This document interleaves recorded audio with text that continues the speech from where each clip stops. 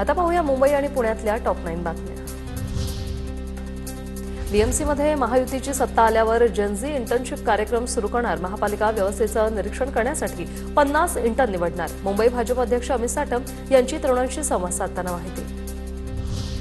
मुंबईत ड्रोन आणि फ्लाइंग कंदील उडवण्यास बंदी। दिवाळीच्या पार्श्वभूमीवर नागरिकांची सुरक्षितता आणि शांतता भंग होऊ नये यासाठी पोलिसांचा हा निर्णय।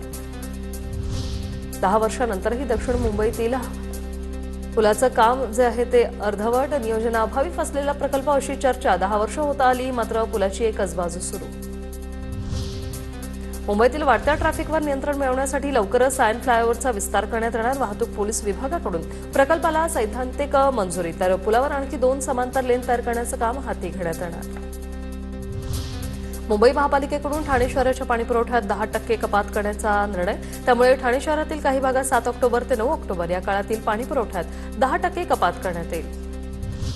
डोंबिवली मूळ नावच स्थानकाच्या प्रवेशद्वारावरून गायब। कोट्यावधींच्या नूतनीकरणात डोंबिवली स्थानकाचं मूळ नावच गायब आहे। ठाकरेंच्या सेना पदाधिकाऱ्यांकडून रेल्वे प्रशासनाला निवेदन।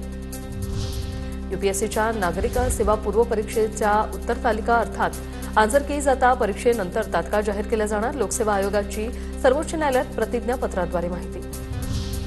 राज्य रस्ते विकास महामंडळाच्या अधिकाऱ्यांकडून ताम्हणी घाट रस्त्यावर पडलेल्या खड्ड्यांसह अर्धवट कामांची पाहणी। रस्त्याची डागडुजी करून दिवाळीनंतर दर्जेदार संपूर्ण रस्ता दुरुस्तीचं काम पूर्ण करू, अधिकाऱ्यांचं आश्वासन। पुण्यात पोलिसांवर कोयत्याने वार। बाईकवरून जाणाऱ्या दोघांकडून कोयत्याने वार। बाईकला कट मारल्याच्या वादात हा प्रकार घडल्याची माहिती।